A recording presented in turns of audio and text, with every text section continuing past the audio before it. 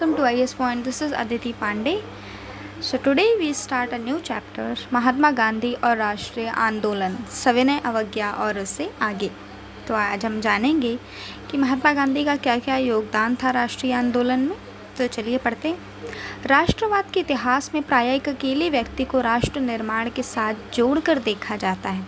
उदाहरण के लिए हम इटली के निर्माण के साथ गैरीबॉल्डी को और अमेरिकी स्वतंत्रता युद्ध के साथ जॉर्ज वॉशिंगटन को वियतनाम को औपनिवेशिक शासन से मुक्त कराने के लिए ची मिन्ह को जोड़कर देखते हैं। अगर बात किया जाता है कि हमारे देश को आज़ाद कराने में किन किन लोगों का योगदान है, तो चाहे वो एक छोटा बच्चा हो चाहे वो बड़ा आदमी, सबकी ज़ुबान पे कुछ ही नाम आते हैं। जैसे महात्मा गांधी, भगत सिंह, इन सब का नाम आता है ना हमारे लीडर्स का, कि हाँ इन्होंने हमें स्वतंत्रता दिलाई है, इन्होंने कुछ किया होगा तभी तो हम इनका नाम लेते हैं ना, ऐसे ही तो हम इनका नाम नहीं लेते हैं। अगर किसी को भी अपना नाम लोगों को याद रखवाना है तो उससे बहुत सारा संघर्ष, बहुत सारा त्याग और बहुत सारा कार्य करना पड़ता है, तभी लोग उसे याद रखते हैं, अन्यथा लोग अपनों को भी भूल जाते हैं। चूँकि गांधी जी स्वतंत्रता संग्राम में भाग लेने वाले सभी नेताओं में सर्वाधिक प्रभावशाली हैं, अतः उन्हें दिया गया उपयुक्त विशेषण गलत नहीं है। उन्हें भारत का राष्ट्रपिता कहा जाता है। इस अध्याय में 1915 to 1948 के महत्वपूर्ण काल के दौरान गांधी जी की गतिविधियों का विश्लेषण है। यह भारतीय समाज के विभिन्न हिस्सों के साथ उनके संपर्कों और उनके द्वारा प्रेरित तथा नेतृत्व किए गए लोकप्रिय संघर्षों को छानबीन करता है। यह अध्याय विद्यार्थी के समक्ष उन अलग अलग प्रकार के स्रोतों को भी रखता है जिनका इस्तेमाल इतिहासकार एक नेता की जीवन वृत्त तथा वह जिन सामाजिक आंदोलनों से जुड़ा रहा है के पुनः निर्माण में करते हैं। स्वयं की उद्घोषणा करता एक नेता मोहनदास करमचंद गांधी विदेश में से 2 दशक रहने के बाद जनवरी 1915 में अपनी गृह भूमि वापस आ गए। इन वर्षों का अधिकांश हिस्सा उन्होंने दक्षिण अफ्रीका में बिताया। यहाँ वे एक वकील के रूप में थे और बाद में वे इस क्षेत्र में भारतीय समुदाय के नेता बन गए। जैसा कि इतिहासकार चंदन देवसेनन ने टिप्पणी की है कि दक्षिण अफ्रीका में ही गांधी जी को महात्मा बनाया। दक्षिण अफ्रीका में ही महात्मा गांधी ने पहली बार सत्याग्रह के रूप में जानी गई अहिंसात्मक विरोध की अपनी विशिष्ट तकनीक का इस्तेमाल किया। जैसे कि हम सभी जानते हैं कि गांधी जी हमेशा अहिंसा को ही बढ़ावा देते थे। वो नहीं चाहते थे कि किसी भी चीज़ को लड़ाई से सुलझाया जाए, वो इस चीज़ का सपोर्ट करते थे कि हम चीज़ों को बात करके सुलझाएँ, चीज़ों को नरमी से सुलझाएँ, उसमें कोई भी हिंसा न करें। तो उन्हें अहिंसात्मक विरोध की अपनी विशिष्ट तकनीक का इस्तेमाल उन्होंने वहीं पे किया, ये कुछ लोगों का मत है। विभिन्न धर्मों के बीच सौहार्द बढ़ाने का प्रयास भी इन्होंने किया। जैसे कि आप सभी जानते हैं 1915 में जब महात्मा गांधी भारत आए तो उस समय का भारत 1893 में जब से वे यहाँ गए थे तब के समय से अपेक्षाकृत भिन्न था। यद्यपि यह अभी भी एक ब्रिटिश उपनिवेश था, लेकिन अब यह राजनीतिक दृष्टि से कहीं अधिक सक्रिय हो गया था। जब 1893 में महात्मा गांधी यहाँ से गए थे तो भारत में जैसी चीज़ें थीं वो अभी भी वैसा ही था, लेकिन इतने सालों में क्या चीज़ बदली थी, वो एक चीज़ थी कि राजनीतिक चीज़ें काफ़ी ज़्यादा डिफरेंट हो गई थी। मतलब 1893 में जब वो छोड़ के गए थे तो कोई ऐसा विद्रोह करने वाला नहीं था, कोई ऐसा नहीं था कि मैं जान भी दे दूंगा लेकिन अंग्रेज़ों को यहाँ से भगाना ही होगा। लेकिन जब वो वापस आए तो उन्होंने देखा कि हाँ कई लोग हैं उनकी जैसी सोच रखने वाले। अधिकांश प्रमुख शहरों और कस्बों में अब भारतीय राष्ट्रीय कांग्रेस की शाखाएं थीं। 1905 to 7 के स्वदेशी आंदोलन के माध्यम से इसमें व्यापक रूप से मध्य वर्गों के बीच अपनी अपील का विस्तार कर लिया था।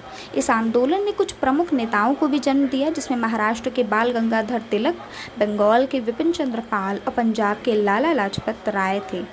आप इन तीनों को लाल बाल और पाल के रूप में से जानते होंगे। इन तीनों का यह जोड़ उनके संघर्ष के अखिल भारतीय चरित्र की सूचना देता था, क्योंकि तीनों के मूल निवास क्षेत्र एक दूसरे से बहुत दूर थे। इन नेताओं ने जहां औपनिवेशिक शासन के प्रति लड़ाकू विरोध का समर्थन किया, वहीं उदारवादियों का एक समूह था जो एक क्रमिक व लगातार प्रयास करते रहने का हिमायती था। इन उदारवादियों में गांधी जी एक मान्य राजनीतिक परामर्शदाता गोपाल कृष्ण गोखले के साथ ही मोहम्मद अली जिन्ना थे। गोखले ने गांधी जी को 1 वर्ष तक ब्रिटिश भारत की यात्रा करने की सलाह दी ताकि वे इन भूमि में रहने वाले लोगों को जान सकें। दो गुट थे, जैसे कि दो लोग होते हैं। अगर मान लीजिए कोई एक बच्चा है जो बहुत ही बिगड़ा हुआ बच्चा है, ठीक है, तो उसे समझाने के लिए ना दो तरीके के, आपके घर में भी दो तरीके के लोग होंगे, आपके घर में भी दो तरीके के लोग होंगे। जैसे यदि मम्मी बहुत ज़्यादा प्यार करती होंगी, नहीं मारती होंगी, तो पापा बहुत ज़्यादा डांट लगाते होंगे, मारते होंगे। यदि पापा नहीं मारते होंगे तो मम्मी बहुत गुस्सा करती होंगी, बहुत मारती होंगी। तो बिल्कुल इसी तरीके से दो टाइप के लोग थे। एक जो सोचते थे कि ठीक है बात करके सुलझा लेते हैं, एक जो थे सोचते थे नहीं नहीं, बात करने से कुछ नहीं होने वाला है, इन लोग को तो पीटना ही पड़ेगा, इन लोग को मार के भगाना ही पड़ेगा, तभी ये लोग जाएंगे, अन्यथा ये लोग नहीं जाएंगे। तो दो तरह के लोग थे। पहली महत्वपूर्ण सार्वजनिक उपस्थिति 1916 में बनारस हिंदू विश्वविद्यालय यानी कि बीएचयू के उद्घाटन समारोह में हुई। इस समारोह में आमंत्रित व्यक्तियों में वे राजा और मानव प्रेमी थे जिनके द्वारा दिए गए दान ने बीएचयू की स्थापना की थी। समारोह में एनी बेसेंट जैसे कांग्रेस के कुछ महत्वपूर्ण नेता भी थे। इन प्रतिष्ठित व्यक्तियों की तुलना में गांधी जी अपेक्षाकृत अज्ञात थे। उन्हें यहाँ भारत के अंदर उनकी प्रतिष्ठा के कारण नहीं बल्कि दक्षिण अफ्रीका में किए गए कार्य के आधार पर आमंत्रित किया गया था। उस टाइम गांधी जी नए थे तो भारत में उनके बारे में कोई नहीं जानता था। हाँ, लोग ये जानते थे कि वो दक्षिण अफ्रीका में उन्होंने ये कार्य किया है। जैसे कि कमला हैरिस अगर यहाँ आती हैं तो आप ये जानेंगे ना कि हाँ अमेरिका में उन्होंने इस पद पे थी, वो उन्होंने ये कार्य किया, तो इसलिए आप उन्हें इनवाइट करेंगे। इंडिया में तो उन्होंने कुछ नहीं किया है।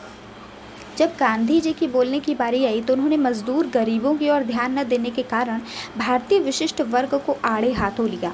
उन्होंने कहा कि बीएचयू की स्थापना निश्चय ही अत्यंत शानदार है, किंतु उन्होंने वहां धनी व सजे सवरे भद्रजनों की उपस्थिति व लाखों गरीब भारतीयों की अनुपस्थिति के बीच की विषमता पर अपनी चिंता प्रकट कर दी। उन्होंने बताया कि ठीक है जो यूनिवर्सिटी बनी है बहुत अच्छी है, परंतु उन्होंने बताया कि यहाँ बहुत से अमीर लोग हैं, क्या गरीब बच्चों को पढ़ने का अलाउंस नहीं है क्या यहाँ पे। तो उन्होंने इन सारे टॉपिक्स को रखा।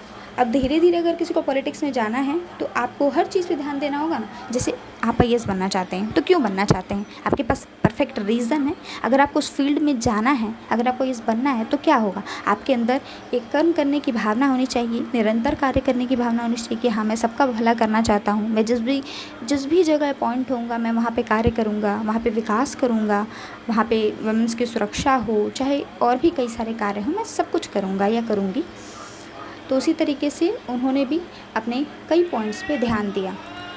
असहयोग की शुरुआत और अंत 1917 का अधिकांश समय महात्मा गांधी को किसानों के लिए काश्तकारी की सुरक्षा के साथ साथ अपनी पसंद की फसल उपजाने की आज़ादी दिलाने में ही बीता। अगले वर्ष यानी 1918 में गांधी जी गुजरात में अपने गृह राज्य के 2 अभियानों में संलग्न रहे। सबसे पहले उन्होंने अहमदाबाद के एक श्रम विवाद में हस्तक्षेप कर कपड़े की मिलों में काम करने वालों के लिए बेहतर स्थितियों की मांग की तथा खेड़ा में फसल चौपट होने पर राज्य में किसानों के लगान माफ़ करने की भी मांग की।